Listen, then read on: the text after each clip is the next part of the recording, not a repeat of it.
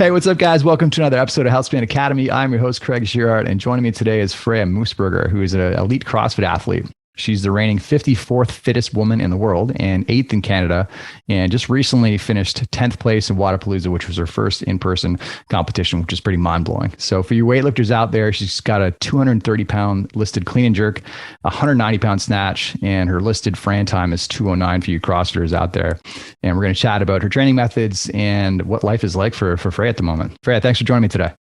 Hi, thank you. Cool. So I want to start the conversation with how this all began for you. I think you had a bit of a dance background. How did this sort of CrossFit world cross paths with you? I did. So I was probably part of the generation that grew up watching the Fittest on Earth documentaries and the CrossFit Games athletes do their thing and being inspired by that and then wanting to just do the same. Nice. That's amazing. Yeah, I feel like it looks easy when you see it on TV and you're like, oh man, that looks pretty cool. And then you start it and most people are like, oh, this is a lot harder, but somehow you found out you could be pretty good at this. Was there like a turning point? Like, were you in the gym one day and like started hitting scores that were like really good? Or what point did you think maybe this is something I could really give a good shot at? Well, before I started, I knew that I wanted to compete at the games, but then stepping foot into the gym, I couldn't do a pull-up without assistance. And I mean, I could barely lift the regular woman's bar. That's so crazy.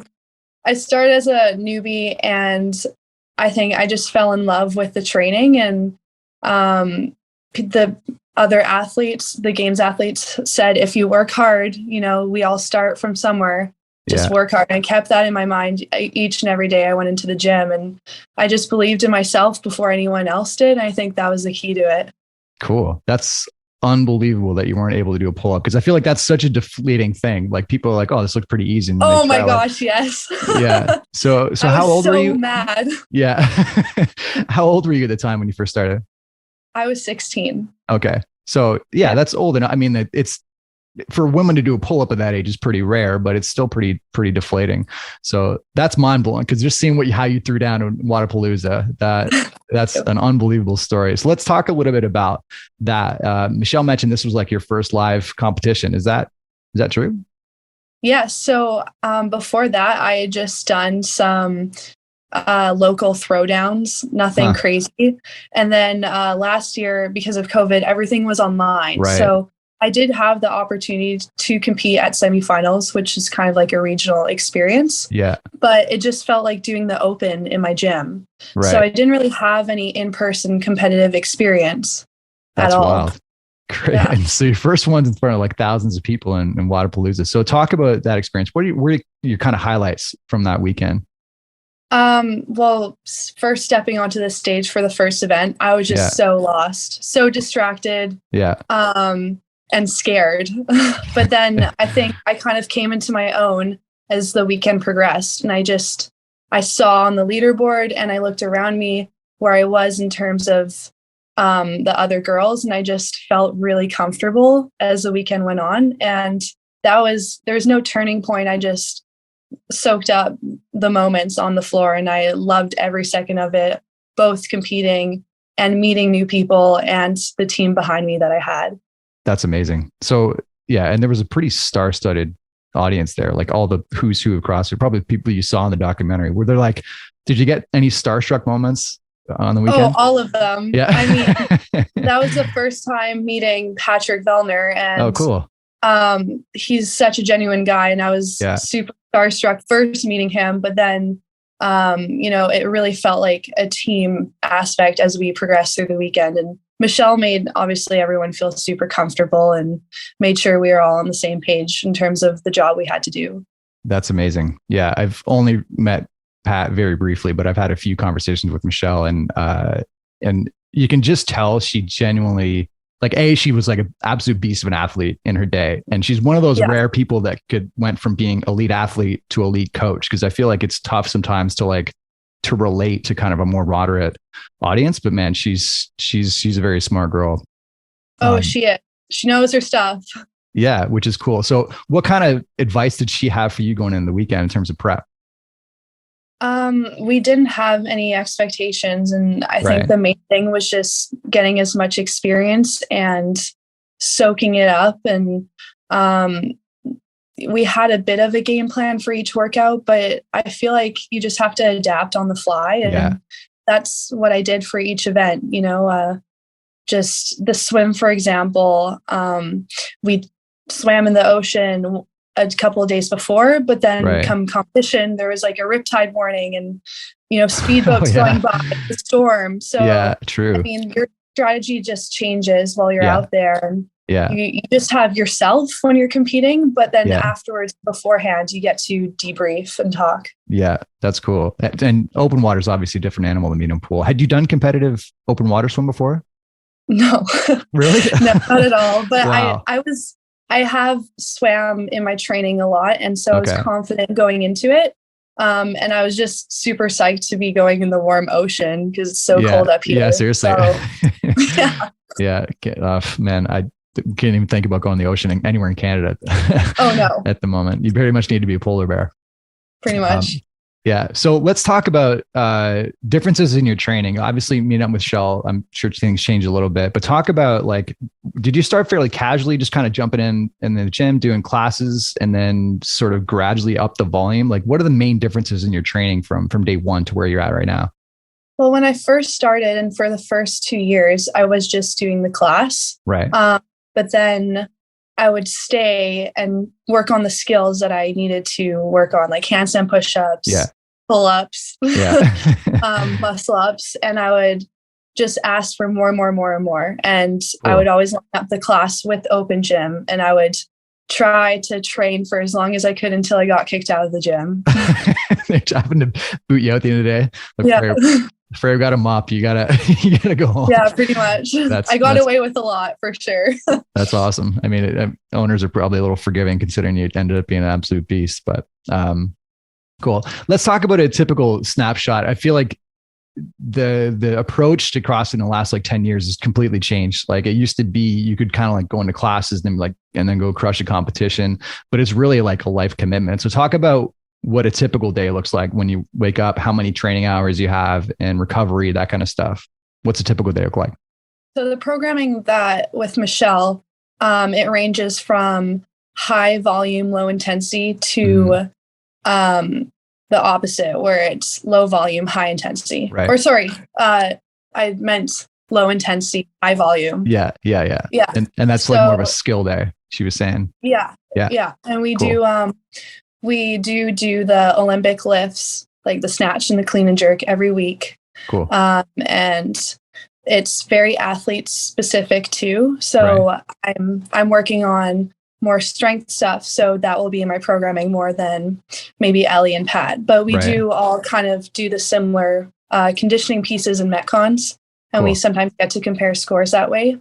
But a typical day, I am a coach at the gym that I train at as well. Nice. So sometimes I coach the morning classes. Sometimes I don't. And then I'll just carry on into training. I'll have a little bit of a break around midday, and then train for the rest of the day, and sometimes coach in the afternoon as well. Cool. That's awesome. I spent the whole day at the gym. It's like a 12-hour shift. Literal dream out. Yeah. That's awesome. So let's talk a little bit about that coaching piece. Had you always wanted to be a coach, or was that something just kind of you're like, I'm good at this, I guess I should be a coach? Or how did that sort of pan out? I didn't have the confidence until I could actually do all of the skills and have experience as an athlete before I felt comfortable giving other people advice. Yeah.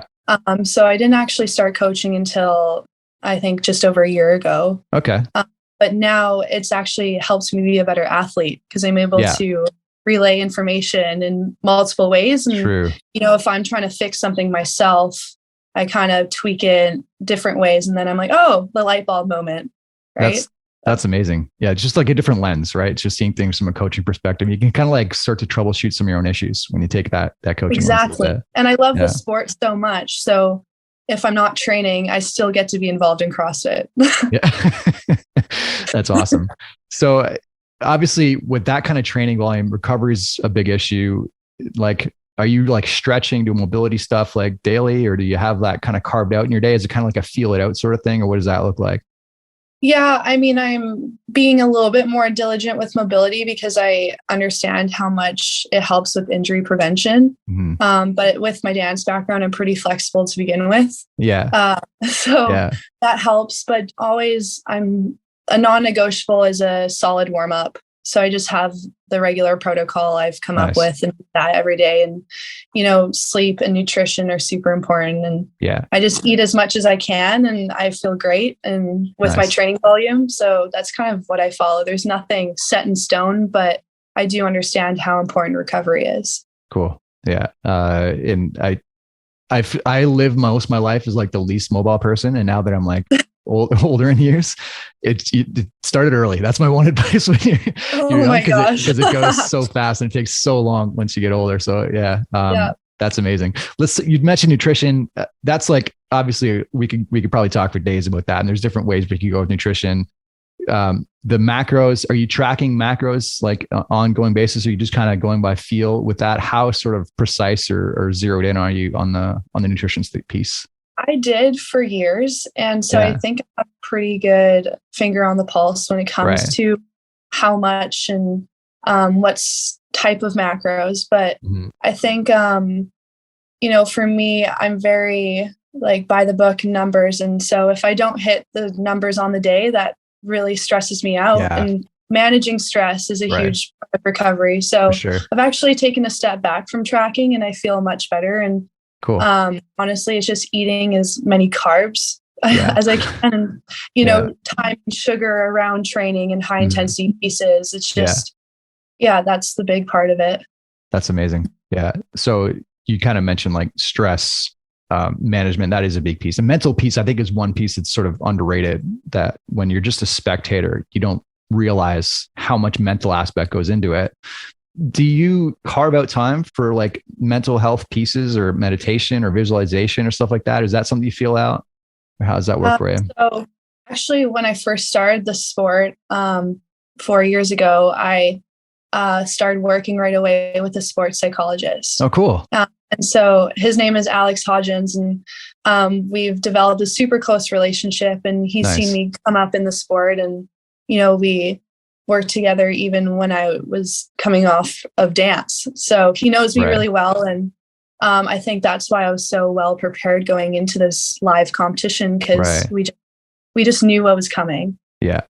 That's amazing. So basically, I think a big piece is knowing yourself and having someone kind of guide you through that and help you understand how you work is huge.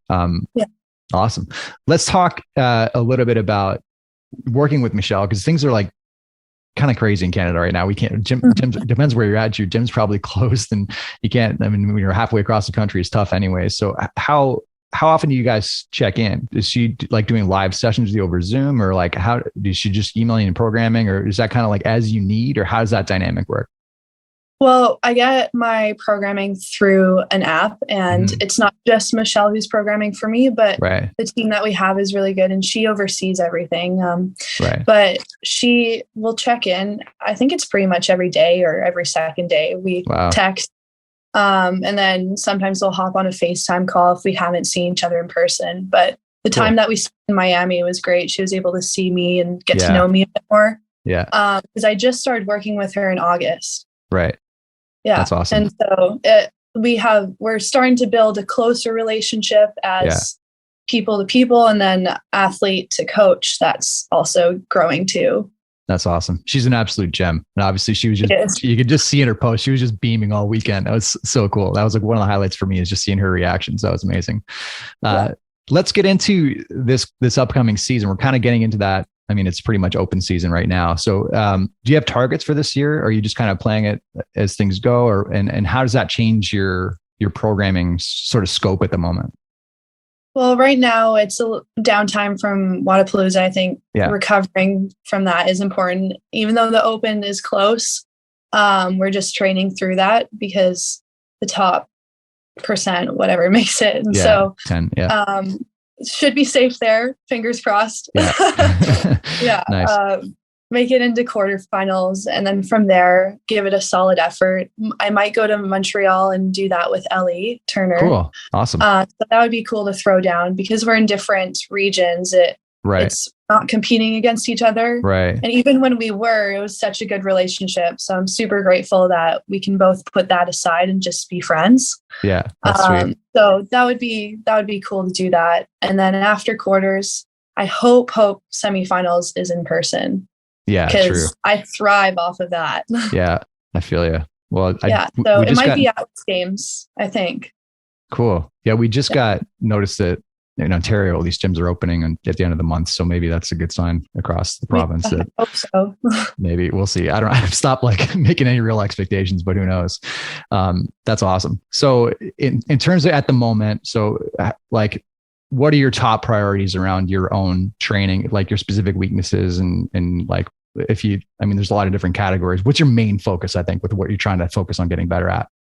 Well, thankfully, I am a pretty well-rounded athlete. Mm-hmm. There's no like home run events, but there's no super big holes. And so now it's just prioritizing getting fit and strong and just building off of a solid foundation that I have. It used to be a huge weakness was upper body pulling strength. Right. And ring muscle ups and rope climbs and all that kept me out of the games. Yeah. But I mean, those have made insurmountable amounts of progress. So I'm super happy with that. And actually my worst events, you could call them at Wodapalooza, were the strength-based events. So now it's a barbell focused time, which is cool because I like lifting. So I'm happy to get to work on that. That's amazing. Do you feel like the results were sort of reflective of where you're at an athlete? Sometimes that's not necessarily the case. Do you feel like you could look at the event and think, okay, this is what needs to get better? Or is like when you look back at it, what's your sort of feeling there? I think so, because the girls that obviously win those events, they're pushing the envelope. And so you're supposed to raise to that level as well. Yeah. So if you're not at the top in certain events, that's a sign that you should be working on it more. Yeah. Amazing. And what was the event that you ended up winning an event too, right? So it was actually it was an elimination. Right. Event. Yeah. So I won the qualifier of it, and I didn't realize that I had won until they called my name for the first place. Yeah. And so we had cooled down for probably, I don't know, more than 5 minutes. Yeah. And then it was 3, 2, 1, go.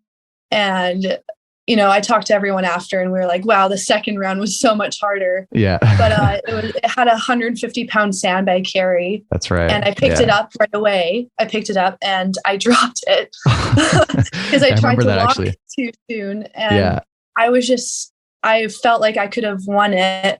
So I was just trying to move too fast. I should have stuck to just doing the exact same thing I did in the first round. Yeah. But I was also next to Samuel Cornier, who was going so fast. And I was like, well, I don't want to just beat the girls. I want to beat the guys too.